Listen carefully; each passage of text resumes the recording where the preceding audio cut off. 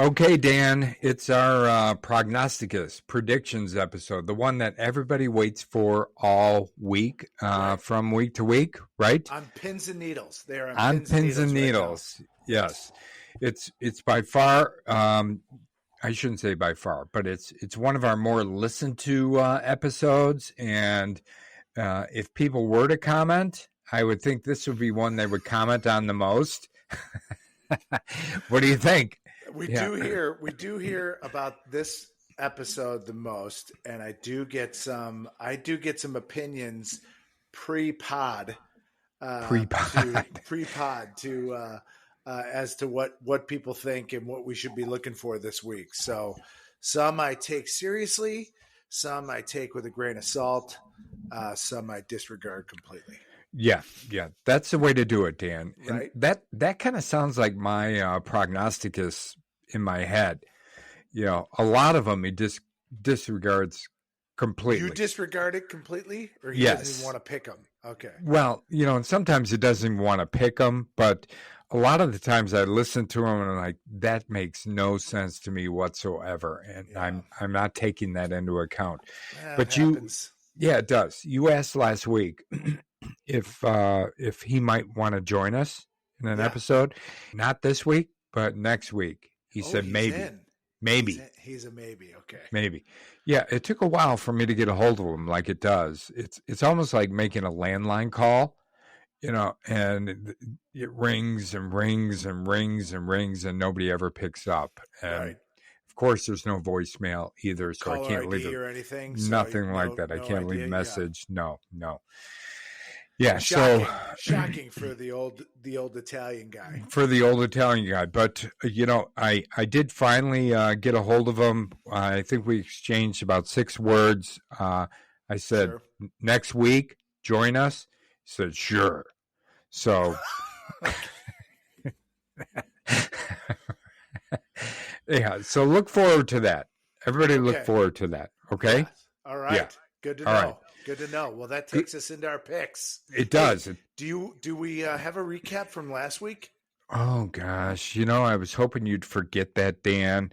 You know, and here's why. So we had 12 games, right? Because Leo did play. They did play on Saturday against the Noble Academy. Everybody would know that if they listened to our recap episode. All right, so here we go. So out of the 12 games, I went 7-5. Nice. Yeah. So that does well in Vegas, right? You go 7-5 every weekend. You go to Vegas or whatever. Yeah. You're okay. You're doing all right. But here's you, Dan. You went 11-1. Nice. How good is that? I'll take it. I will take it. Yeah, I'll take that.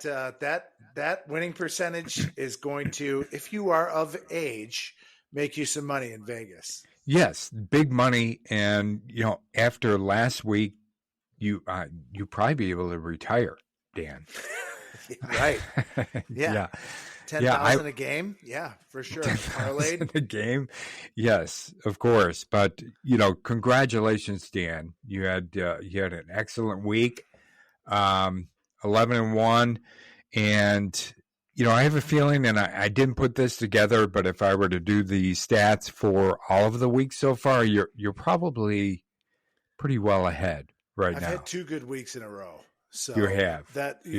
We were either right, you know, the same record or within 1 or 2 prior to the last 2 weeks. So yeah, the last that's 2 true. weeks have been good. It gives me a little leeway to go out on a limb a couple times this week. I don't know if I'm going to, but we'll see.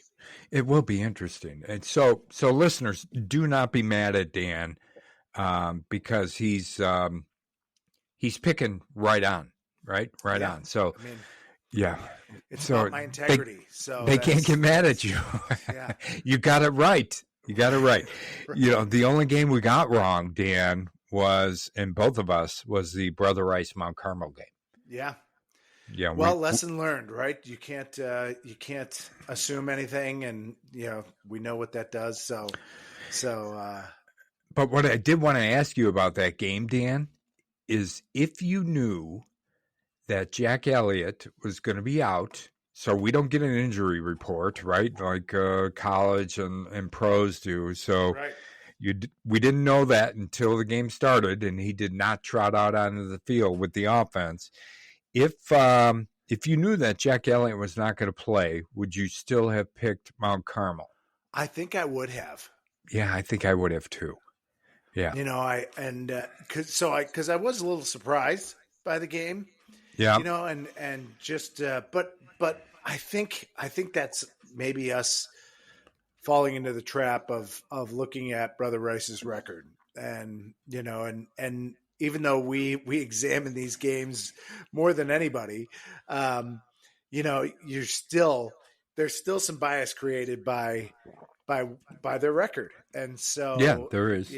I think that probably would have played a factor in it. So it's I think if I'm, again, integrity first, I think if I'm picking that, knowing Jack Elliott is out, I think I'm picking a close game, but I still would have picked Mount Carmel. So great job by Brother Rice. Great job, like by I said, Brother Rice.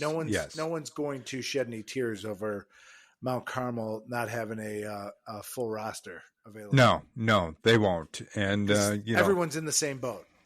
Everyone's in the same boat. You're right. And we've talked about it several times that this is a time for injuries, right? You get about halfway through the season, a little past halfway, everybody's getting nicked up, dinged up.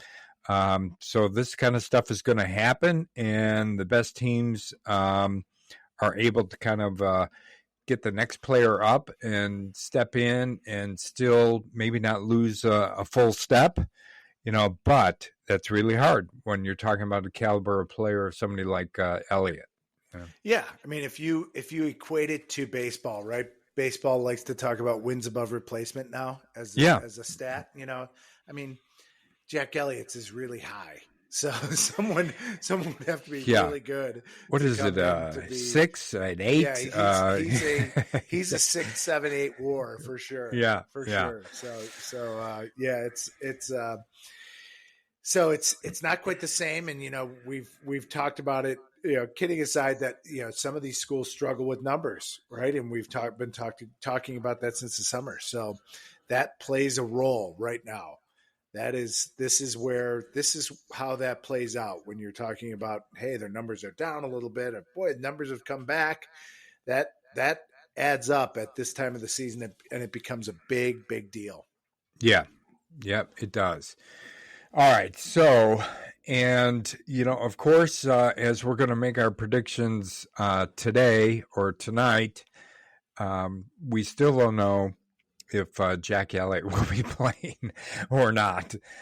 So I don't know how that might affect your prediction, but we'll talk about that as we go along here, Dan. Okay.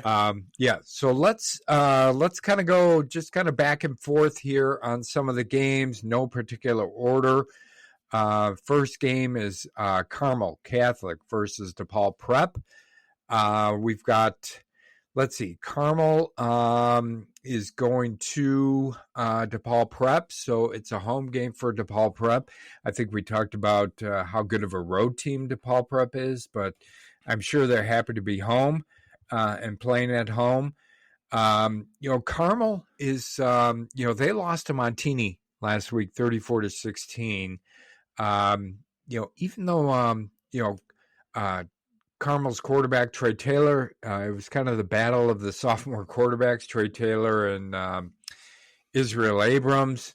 Trey Taylor still had a good game. I think he threw for over 220 yards, a couple of touchdowns. Donovan Day gained 169 total yards. Wow, that's a good day. Yeah, really good day. And even though DePaul only had scored 7 points in their previous game against, I believe it was Loyola, they put up, they come right back and put up 39 points on Viator, win that game.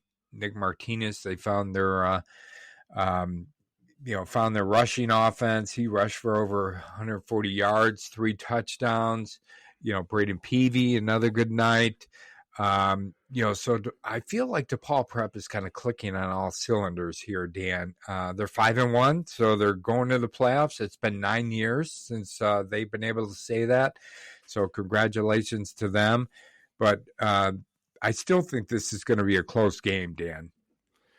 Yeah, I do too, Joe. And it is. Yeah, we've kind of created a category of backs against the wall teams. Yeah, Boy, Carmel fits that as much as anyone, and they do. We can look ahead. We can do some schedule searching. So, coaches and players don't like to do this, but we can. So after DePaul, Carmel hosts Loyola and then goes to Fenwick.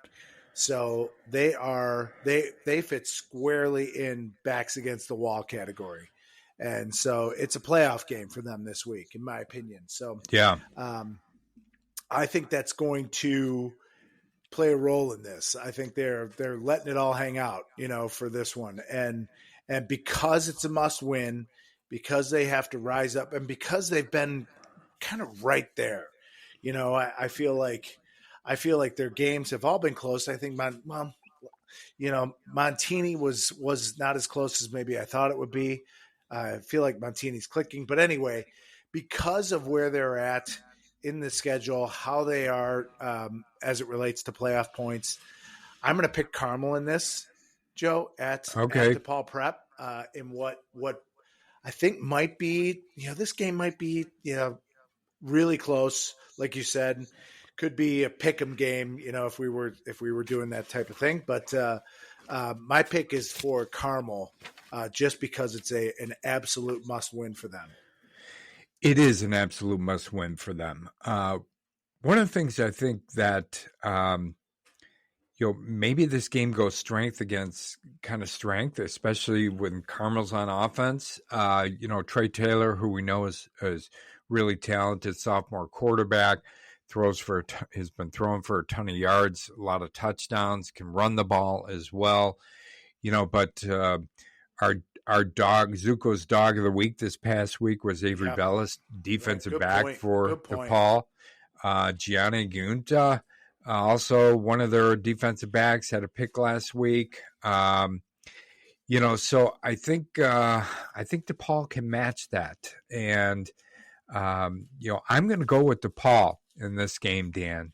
And, I think it's going to be a close game too. But I do think DePaul is going to pull this out in the end. I know Carmel's, anybody listening is not going to be happy to hear that, but I think this will be a DePaul win. All right. Well, all right. We're off on different teams. So yeah. So that's good. Yeah. I don't know if that bodes well for me or not. We'll see. Yeah. All right. The odds are in your favor. Maybe as we'll see. Magic 8-Ball would say, yeah. Yes. So next game, St. Viator and Montini, Dan. So we were just talking about Carmel. Montini, kind of rolled right past Carmel last week. Won the game 34-16. That's back-to-back wins for Montini. We've been riding the Bronco all year. They've had a couple of down games this year, but it seems to me like they're really putting it together on the offensive side of the ball. Maybe Israel Abrams is really starting to come into his own, another young quarterback, and starting to put up a lot of points and a lot of passing yards. St. Viator, you talked about a team with their backs up against the wall. St. Viator is another one, Dan. They're now 3-3, right? They're after on that list. Yeah, they are on that list. So I don't know. What do you think about this game? What are your thoughts? I think it's the momentum game of the week. So the momentum working positively for Montini. And negatively for St. Viator. St. Viator's, lost 3 in a row after starting out winning 3 in a row. So I think they have struggled defensively, and sometimes I think, all these games obviously get shared on film with one another. And so if there's something that works that these coaches see one of the advantages of the Chicago Catholic League, or the strengths of the league, is the quality of the coaches. They will hammer that weakness if they see one. They're not going to miss it. Right? They're not going to miss it. So I think momentum really favors Montini this week. And as you mentioned, St. Viator is now firmly in the back against the wall category. BATW, I call that. I've got that my BATW list. Hey, did you license that or something? I made it up. I think it's good. Right. Yeah. I like it. Right now, everyone like 30 and under is like, no, you didn't make that up. You did not make that up. By the way, there's a BATW.com website that you can go to. Yeah. Yeah. So I think St. Viator has to find a way to slow down, Montini's newfound great offense. And you mentioned Israel Abram, and he got our guy Florio involved. Santino Florio, yes. Yeah, got him involved this week. And so, I'm still going to ride the Bronco. I am back up firmly on that saddle, and I am riding the Bronco. So my pick is for Montini this week. All right. I'm picking Montini too, Dan. I like them as well in this game. And before we get off this game, did you watch any of the video of Santino what's his last name? Florio. Come on, you're good Italian. I know, it is. Did you watch any of that film? He is unreal. Yeah. Unreal. Well, yes. Coach said he's got that one-step quickness, which I don't think you can teach. I think that is a God-given ability for some people to be able to stop and turn on a dime and be going full speed, as soon as they make that turn. And he's certainly got that gift. So he does. My God. If you can get him the ball, I would try and find several ways to get him the ball, because he's a difference maker. Yeah. 30 touches a game. Right? Maybe. I mean, watching him, and he gets up to full speed, like you said, quickly. And we talked to Coach Bukowski, and he mentioned that he's never seen anybody like him who's able to do that. But then, he's at full speed. Nobody can catch him then either. No. It's not like he's only quick. He's got some speed as well. So yeah, he's got some juice behind it for sure. He sure does. Okay. All right, good. So we're both going with Montini. We're riding the Bronco again this week. Let's go, Dan, to the Leo St Rita game. So Leo finally got in the win column this past weekend. They played the Noble Academy, yes, and they beat them easily. I think both you and I thought that was going to happen. They beat them 47-0. I was happy to see that kind of win for Leo. I know they've been struggling a little bit, over the course of the first 5 games of the year, but we could both see some real positive points for them as far as on both sides of the ball. Some real things that they were able to build on, from game to game as they go forward. So I was really happy to see them get this win over the Noble Academy. Yeah, anytime you're winless and you've got a chance to kind of get off the snide like that, it's a big deal. And, I think teams get caught in this, and players and coaches alike, they don't celebrate their wins enough, and I think you do have to take that 24 hours and really celebrate it. Don't worry about what the record was of the team that you played. It's hard to win a game. Noble Academy is practicing, I would guess, every day of the week. Right. So they're trying their hardest to prepare. You're lining up 11 on 11. And so when you get a victory, you need to celebrate that. That being said, I think, Leo's got a really tough draw and a tough matchup this week against St. Rita at St. Rita. They, St. Rita coming off a loss, a tough loss. So I think it's a really tough matchup for Leo. I know Leo has improved, but I just don't think they're at this point yet, where they can look for an upset like this. So, the talent that Rita has, offensively, defensively, special teams, I think it's just too much for Leo at this point. So I'm gonna be with St Rita, riding the Mustang this week. Riding the Mustang and the Bronco. Yes, you are big about riding the horses, aren't you?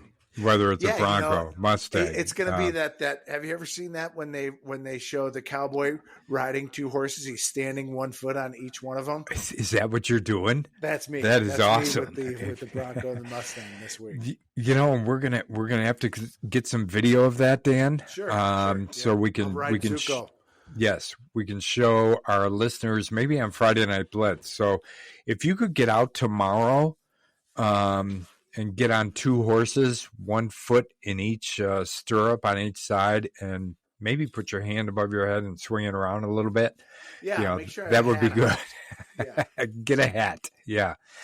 Yeah, but I'm with you on this one, Dan. I mean, I know St. Rita had a tough loss last week, 45-21 to Naz. But I think they're going to have a little too much for Leo.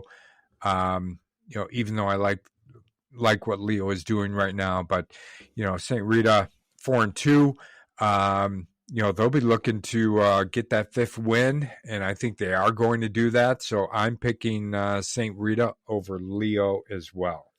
Okay. Let's see. Next game. How about IC and Marmion, Dan? Tell me. This is an interesting game, isn't it? Yes. What do you think about this one? It's funny you say that, because my first note is this is a strange game to call. It is a strange game. Yeah. But, I think IC's lost 4 in a row. I know. Which is hard to get my head around. They're 2-4, right? They're 2-4. Yes. And one of those wins is a forfeit. Yeah. Right? So they've only outright won one game. Yeah. That's it's pretty amazing to think about that. And I know they're just so talented. Yeah. That being said, I kind of feel like they're coming around a little bit. It's funny. I feel like they have found a couple things. Whether it's Will Brick, working with his feet and being really effective that way. Their running game's been really good. KJ Reese is that the sophomore running back?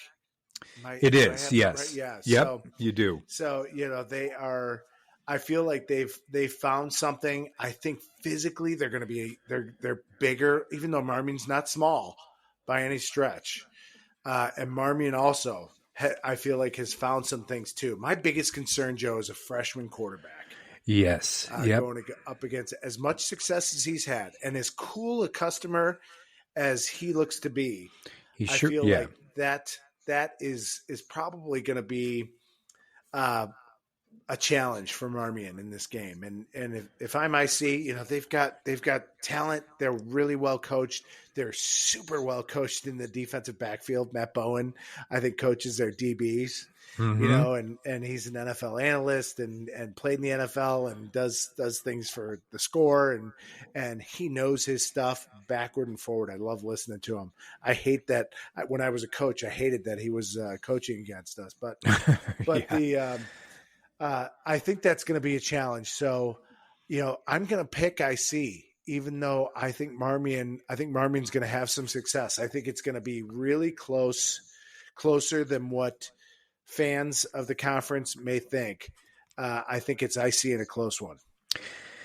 I'm with you on this one, Dan. I'm picking IC as well. Even I love what Marmion has done so far this season. We both have this warm spot in our heart for Marmion. We do. And, and I've mentioned this before. We've talked about it before in some of our previous episodes about IC has had this kind of strange season so far about, they've got a forfeit. They've got another team that says they can't play, so they've got to travel out to St. Louis. I mean, it's just been these fits and starts, and which I think has really I think it's affected them. But I do think that they're kind of coming along now, even though they lost last week to St. Francis, who's a really talented team.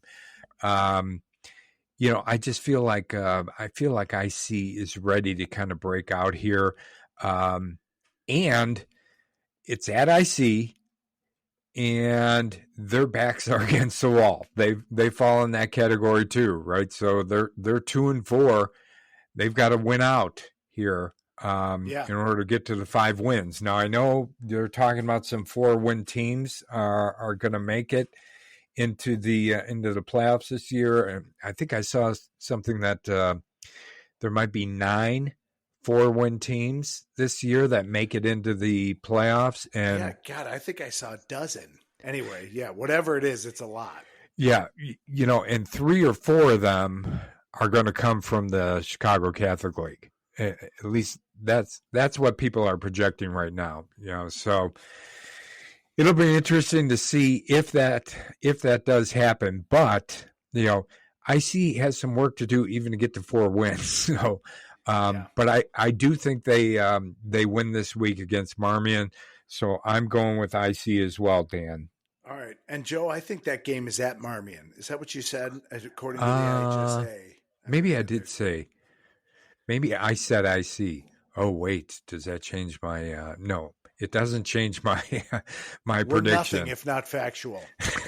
Right, we are right on top of all the facts, Dan. Yep. So you know what record I have for St. Viator? 93-30. There you go. Perfect. There you go. Yep. So they're having a really good year, aren't they? Really good year. Yeah. Yes. They are prolific as far as the number of games that they play from year to year. Right. Yeah. All right. So let's go. Let's go to Brother Rice versus Notre Dame, Dan. So Brother Rice coming off a big last second win over Mount Carmel last week, 16-13. They kick a field goal within the last seconds of the game. Probably definitely the biggest upset in the CCL. Probably top 3 or 4 in the state of Illinois, I would think. But Brother Rice, after starting the season 1-3, so they've won 2 games in a row now, Dan, and they're 3-3. They were a team we were concerned about, right, as far as their playoff chances, even though we knew how good of a team they were. But they've kind of shown it over the last 2 games here now, and they're coming into this game against Notre Dame, a winnable game for them for sure at 3-3. Yeah, I feel like they're on a mission. They're really, really, they don't want to leave it to chance. And that's kind of where I think Brother Rice is. I think Notre Dame, I think we talked about in our last episode, 4 straight times they've been shut out. They've lost 4 in a row. I think they're really struggling, even though I like some of the things that I see offensively. It's just not consistent enough, and Joe, the thing I wrote next to my week 7 picks, my main factor this week was going to be momentum. Mm-hmm. So I feel like all the momentum here is on Brother Rice's side. And we talked about how they got off to a rough start. If you had picked Brother Rice to beat Mount Carmel before the season started, would that have been a crazy out there pick or the biggest upset in the Catholic League for a week, do you think? Probably pretty close. Yeah. But we knew they, like, when you look at their roster, they're loaded. They are. I think they've lost so many close games, but I think they are now rolling. I think Notre Dame is probably really, really in search mode, figuring out anything they can do on offense. I wouldn't be surprised if Notre Dame pulls out all the stops. They are firmly back against the wall. They've got to essentially win out, I think. I think it's going to be a challenge for Notre Dame at Brother Rice this week. So my pick, Joe, is for Brother Rice. Okay, yeah, and Notre Dame is 2-4, Dan. Yeah.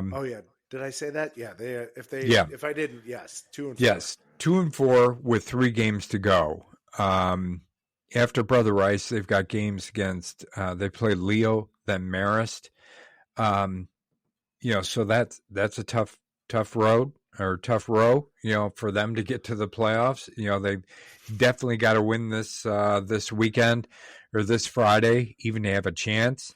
The only problem is Notre Dame just can't score any points, Dan. I think they've only scored 32 points in 6 games. So they've got to find something. I'm not sure if they'll be able to do that, but like you mentioned, I wouldn't be surprised if they pulled out all the stops. Who knows, changing players around on the offensive side of the ball, see if they can get some kind of spark here or there. But, I agree. Brother Rice is kind of on a roll here.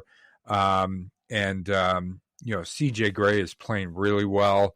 I think that's going to be way too much for Notre Dame, even though, I like their defense, but I'm picking Brother Rice in this game as well. Yeah, I think Notre Dame tries to, we talked about getting Santino Florio the ball 30 times. I think Notre Dame's trying to do the same thing with Troy Nightingale. He's electric. And, it's just if you can find a way to get him the ball without being keyed on, at certain times, whether you got to put him in motion, put him at quarterback, set him up at running back, bunch of different ways. He seems to be their biggest playmaker right now. So, but I just don't think it's enough to get by Brother Rice this week. Yep. Okay. All right. So let's go to what I think may be the biggest game of the week in the CCL. At least it's probably one of the most highly anticipated games, Dan, and it's Mount Carmel versus Joliet Catholic.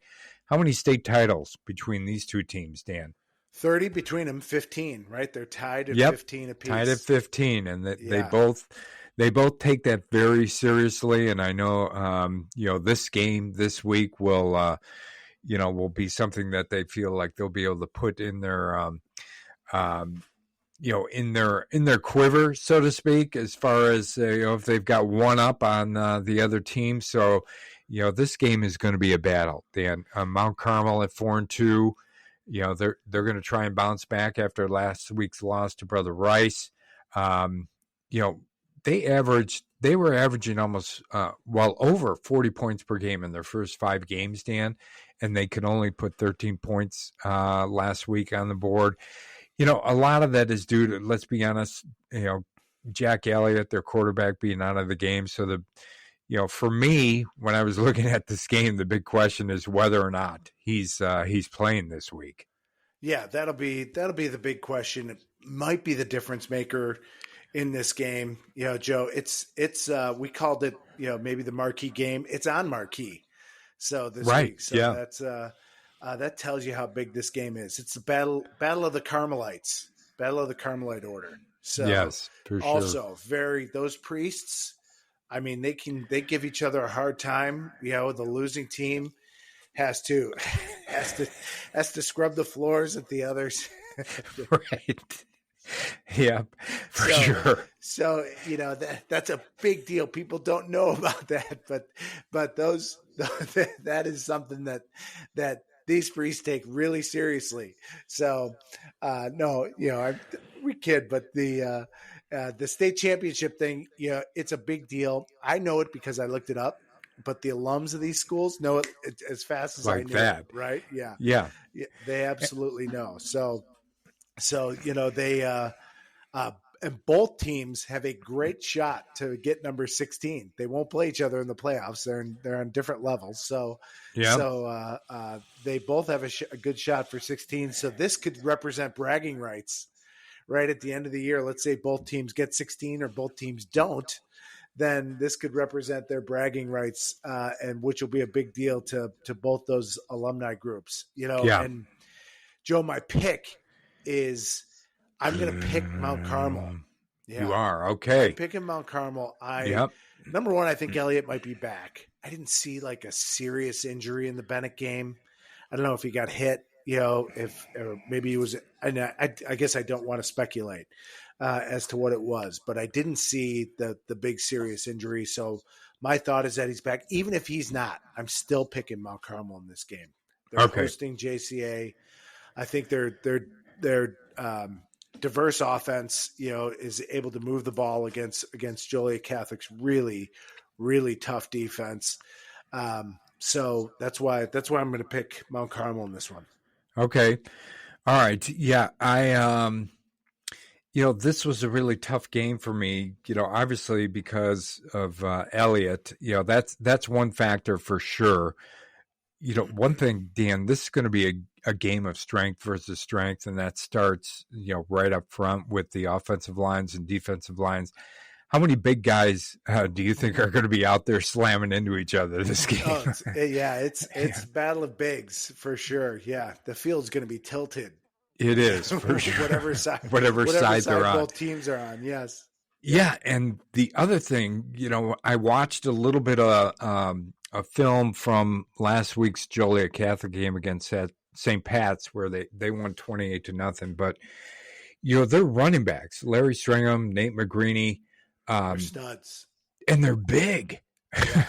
They would be linemen on a lot of other people's teams within this. And they can run. They're fast. They're big. They had over 330 yards rushing in that game last week.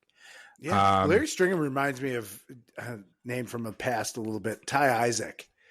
Isaac, yeah, he was kind of a big guy. Well, he was a really big guy, but long strider from Joliet Catholic, right? Yeah. And, okay. So he kind of reminds me of that. I feel like they always have a back that runs like that, runs really hard behind his pads really well. So he's going to be a handful, and they fear no one. They don't care that what they're going to run.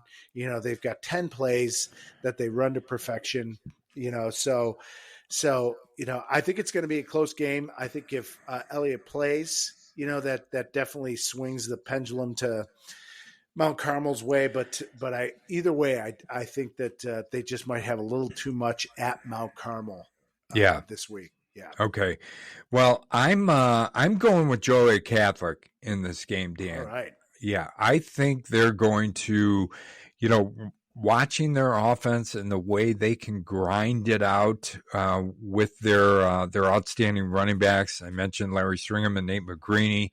I think they're going to control the clock, or at least that's going to be their game plan.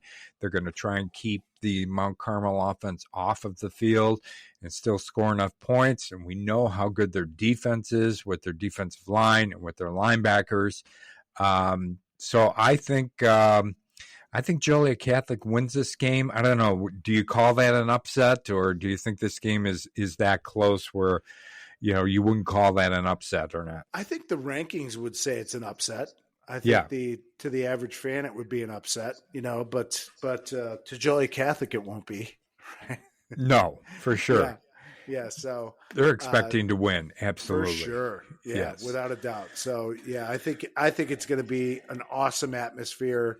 I wish, I'm excited to cover this game, Joe.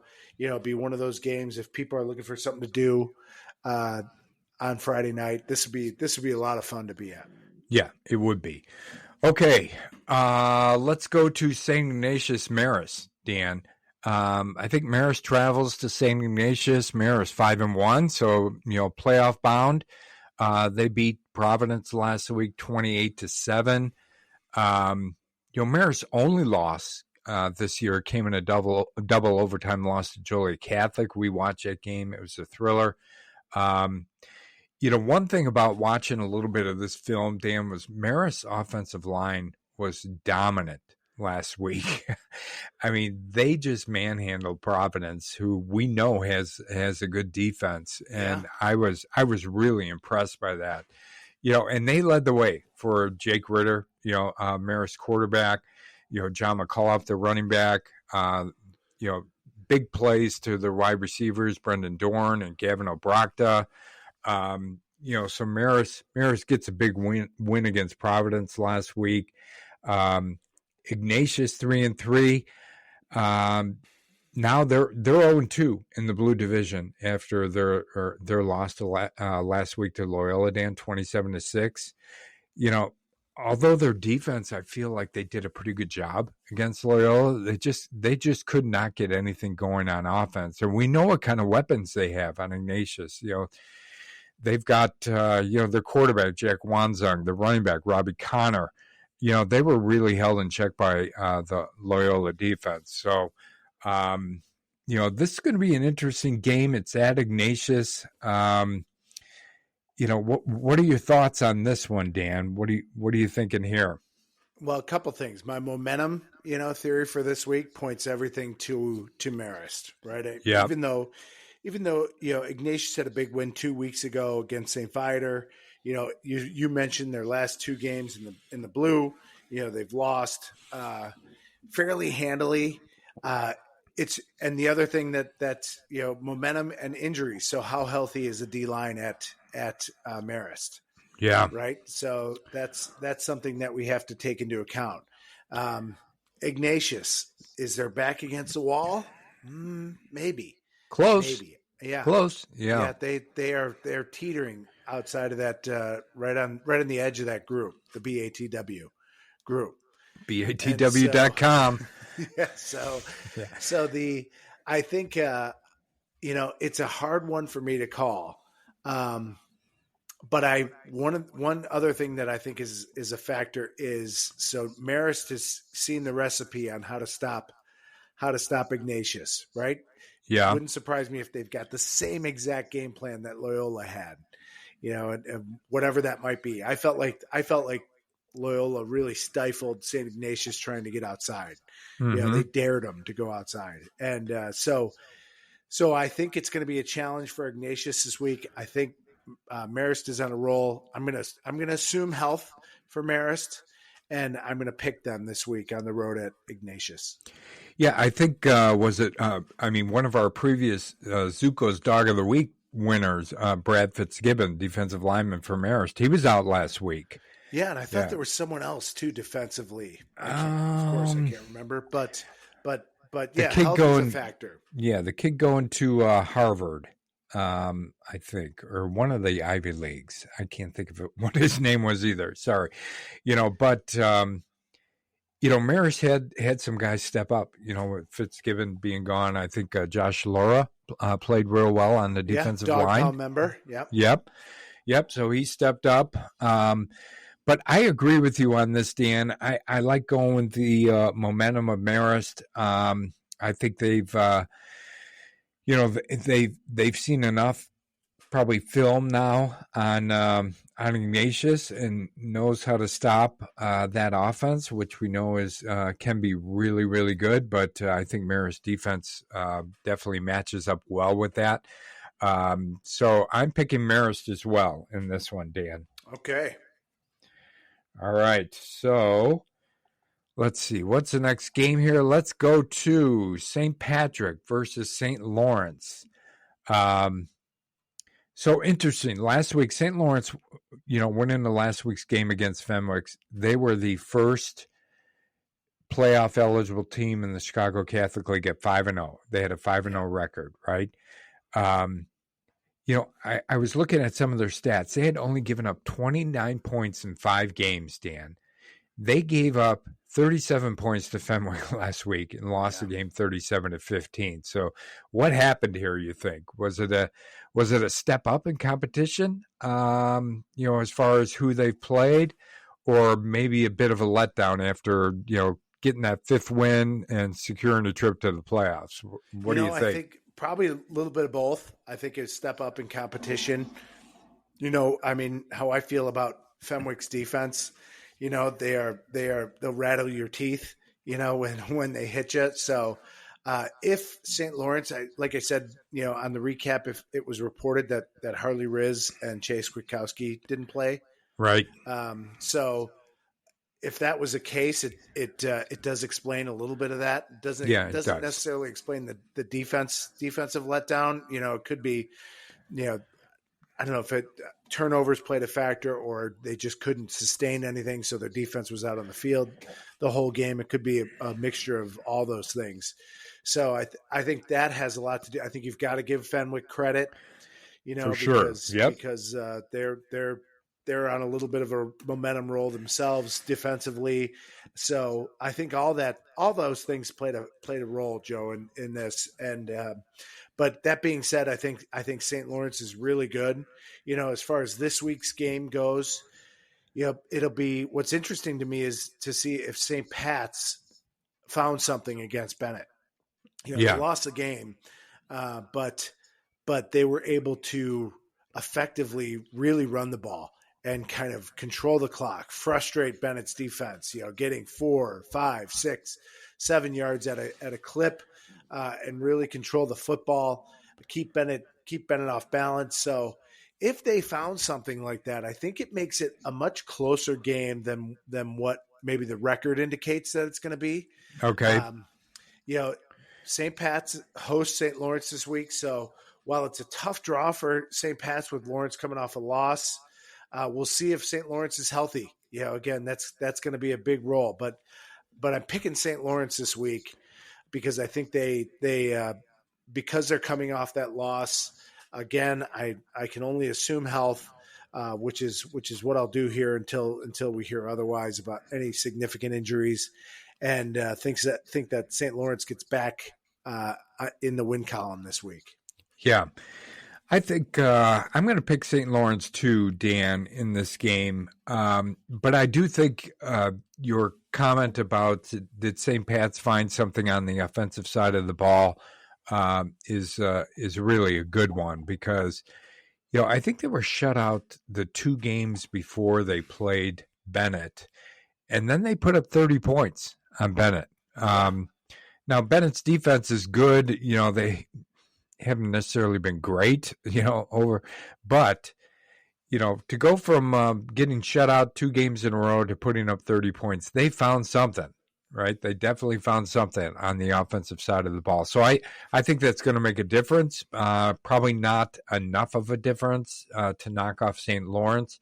So I'm picking St. Lawrence in this game, Dan. All right. We're on the same page there. Yep. So close game, though. I think it's going to be closer than, like I said, the record indicates. Yeah. Okay.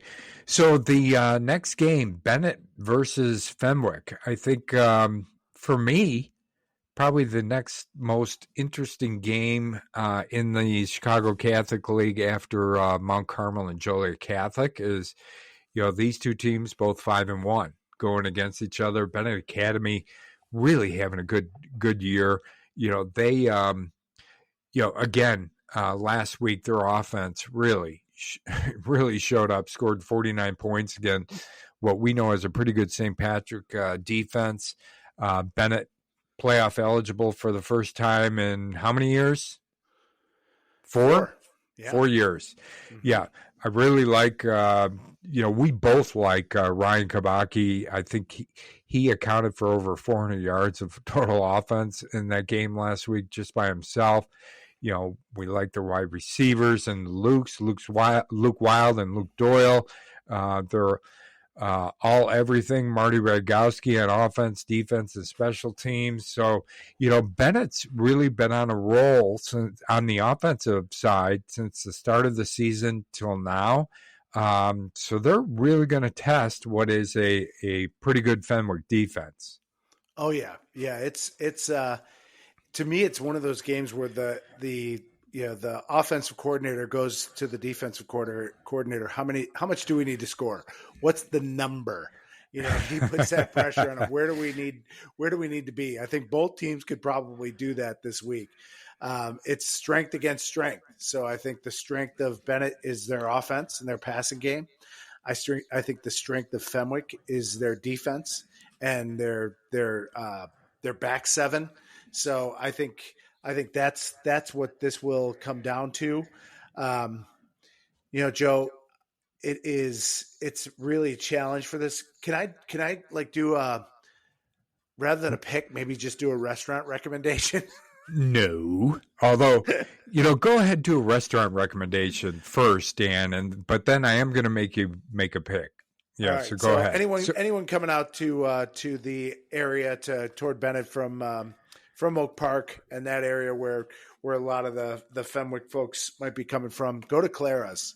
Oh yeah. Yeah. Clara's restaurant, Italian, good Benet family, started by Clara Melchiori way back when we were in high school. So her son, Rudy, took it over. Rudy used to sneak out of school and go get us sandwiches from Clara's and bring them back. Yeah. So Rudy's daughter, now runs it, CC. So it is truly a family restaurant. They have great, very authentic Italian right on Route 53 in Woodridge, very close to Benet. So for those of you from Fenwick coming on out, check out Clara's. It'll be worth your time. Tell them Varsity Voices sent you, and you will get absolutely nothing. Nothing. But yes, you get a pat on the back. You know, a little pat on the back. We might get one too. Sure. So Rudy may call and thank me. But I guess all right. If I've stalled enough, come on this, I want to hear it. And this is at Benet, right, Dan? It is at Benet. Yes. Okay. Yep. So. Joe, my pick is going to be for Benet this week in a really close game. I think they're going to try and go over the top. The problem I worry about, or the advantage Fenwick may have, problem for Benet would be that Benet may have been exposed last week as well. Can you lean on them if you have a size advantage and push them around? Yeah. So I think it's Benet trying to go over the top and Fenwick trying to grind it out, and use their physicality against Benet. However, that being said, I think the big plays might be too much for Fenwick this week. Both these teams have a lot of momentum, so I'm going to pick Benet this week. Okay, for me, I think this might be one of those trade scores game, Dan. Yeah. And I think if this game evolves or devolves, whatever you want to call it, into that, I think Benet definitely has the advantage in the, if it's that type of game, because they've shown they've got a lot of weapons and can score multiple ways. So I am, even though I like what Fenwick does on offense, I think, if you're comparing quarterback to quarterback, I take Kabaki in this quarterback battle. I take the wide receivers for Benet over Fenwick's. I probably take Fenwick's defense and, a couple of the star players on the Fenwick side obviously are going to make a difference. Nate Marshall and Jack Paris are two names that come to mind, but I think this is going to be a high-scoring game. And if you're going to get in a high-scoring game, I think Benet is going to come out on top of that. So I'm picking Benet as well. Wow. So do you think that's an upset? I don't think anybody would consider it an upset. Yeah. Would you consider it an upset? I think so. I think if rankings got extended out, I still think people would look at Fenwick's schedule. When you look at what Fenwick's done, they've been in some tight games against some really good teams. Yeah. Beat Montini. So, really took out a good St. Lawrence team, but I don't know. Again, I don't know what the health situation for St. Lawrence was, but I do think that based on schedules, I think Fenwick would be the higher rated team. The higher rated team. I do. I'm calling it an upset. Okay. All right. Call it. Yeah. Go ahead. I mean, I'm good with that too. I just think Bennett's offense has been rolling since game one, and they've shown no letdowns. Maybe in the Viator game, but I feel like they took the foot off the gas in that game, and they probably learned their lesson. I think they continue to roll here, and like I said, I do think high scoring game. And if you're going to get in that kind of game with the Benet, I think you're in trouble. So yeah, I think Bennett's receivers have to have their heads on a swivel. Oh, for sure. For sure. Yes. No alligator arms because it's coming. Better, our old coach Joe used to say, tighten up your chin strap a little extra that night because it's coming. Who's the safety for Fenwick, Dan, who made the dog pound this week? Tommy Thies. Tommy Thies. Yeah, close enough. I think they'll know who we're talking about. Yeah. Him, Jack Paris. I had a coach tell me that if I may have said this already, but he said he looks like a Big Ten linebacker to him. So there's some studs. There's some studs on there defensively. So that's another reason why I think this would be considered an upset. I think yeah. Fenwick's pretty damn good. Yeah, for this game, if you're on Benet, you want your hand into the dirt, don't you? You don't want to be running routes down the sideline coming over the middle. Unless you look across and Nate Marshall's there, Oh God, yeah, I forgot about him. Yeah. Yeah. All right, so last game, Dan, Marian Catholic and St. Francis. So Marian Catholic lost the last week to Marmion, 21-7.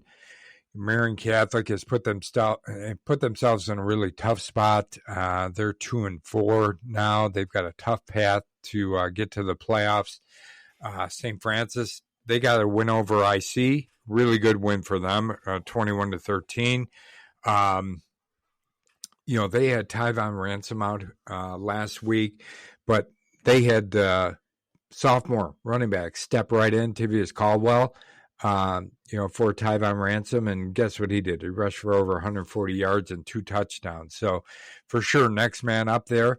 Marian has got an interesting schedule, Dan. So after this week against St. Francis, and I was looking at this to see, do they have kind of a path to the playoffs here? They then have Providence after that. Then they have Rochelle. So, they're playing a team completely out of conference, right? I don't know how that game got scheduled, but Rochelle, they're 5-1, so they're having a good year. And then they've got De La Salle, who will forfeit that game at the end of the year. So they've got an interesting path here, but I do think they've got to win this game if they've got any chance of getting into the playoffs. Yeah, so the IHSA, Joe, shows them with St. Francis this week, Providence the following week. Yes, and then Rochelle. They're doing that. They must be doing that instead of De La Salle. Ah, okay. Right? Maybe. They got a game. That would make sense. Huh, interesting. Yeah. All right. Yeah, we'll take a closer look at that. But anyways, yeah. Yeah, our fact checkers will be on it. Right. You and me?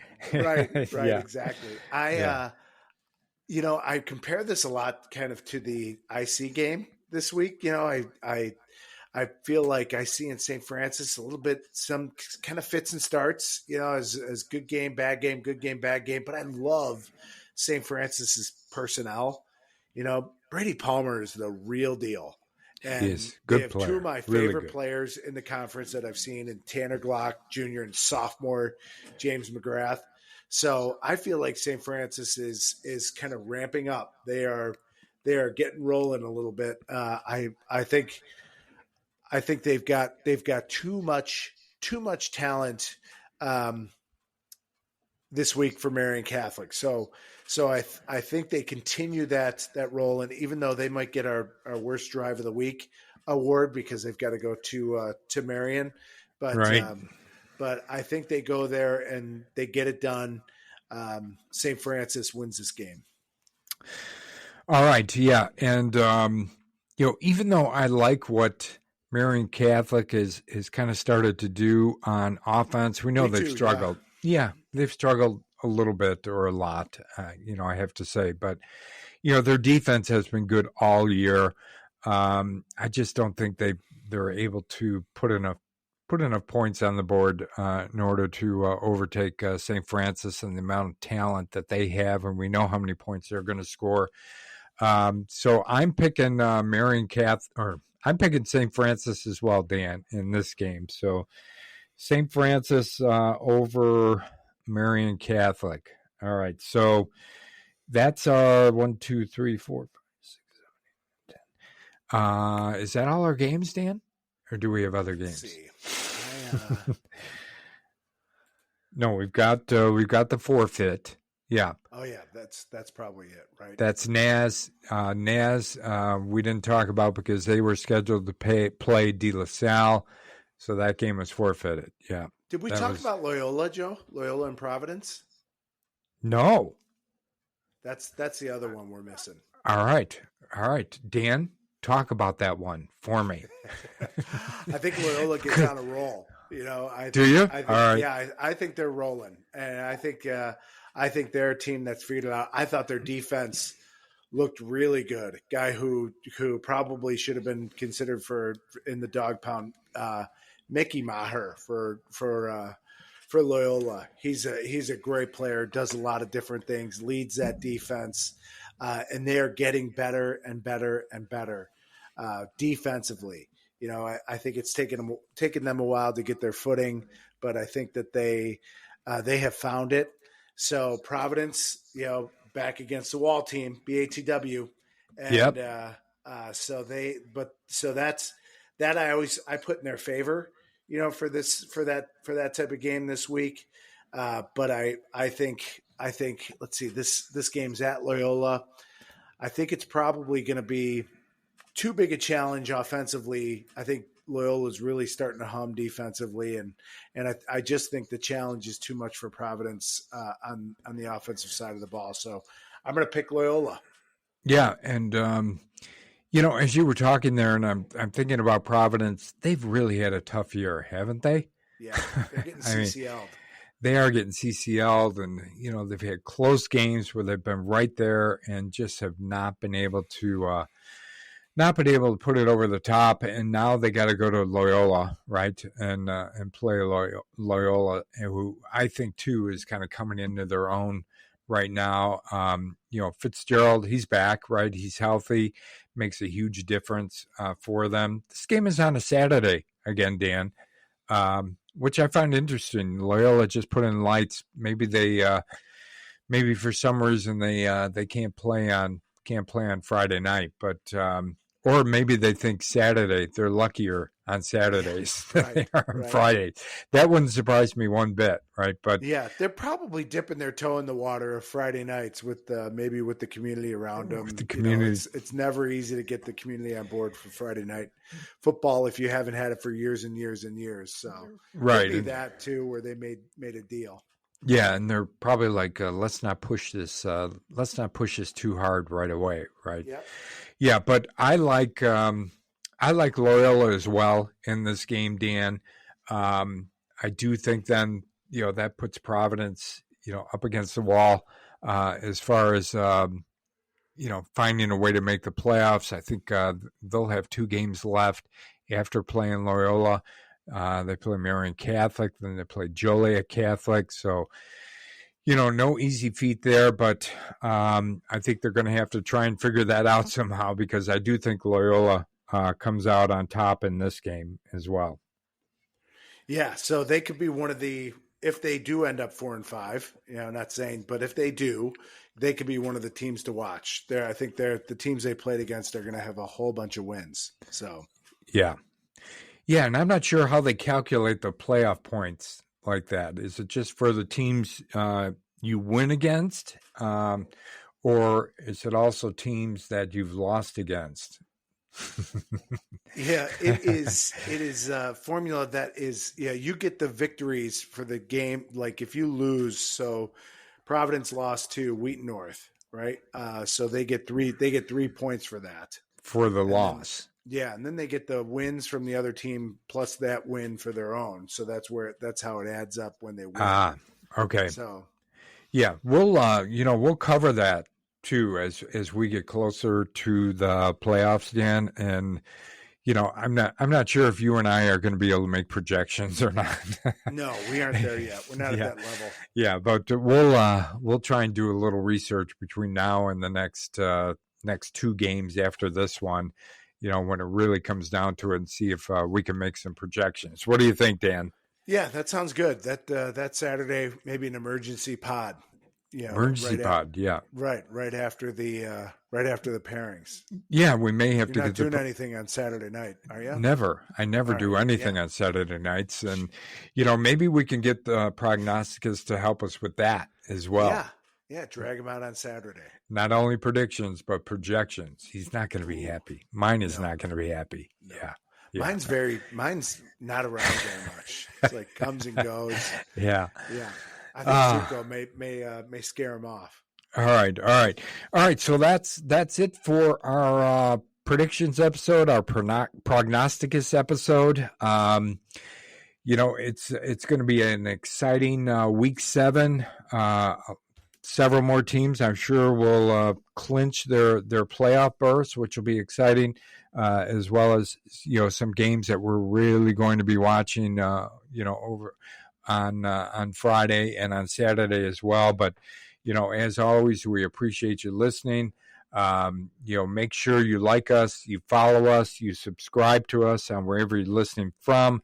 Any comments, feel free to send them to us through email, varsityvoices312@gmail.com, or on any of the social media as well. But most of all, we appreciate you listening to this episode, and we will look forward to let's see, next episode is our live Friday Night Blitz, Dan. So anybody who wants to be involved in that, make sure you, just contact us and say, hey, I'm going to be at this game and I'm going to call in. So we would love that. Yeah, it's a lot of fun. We had a lot of fun last week. There's more and more interest in it. So please join us. All right. Thanks everybody for listening, and we will talk to you soon.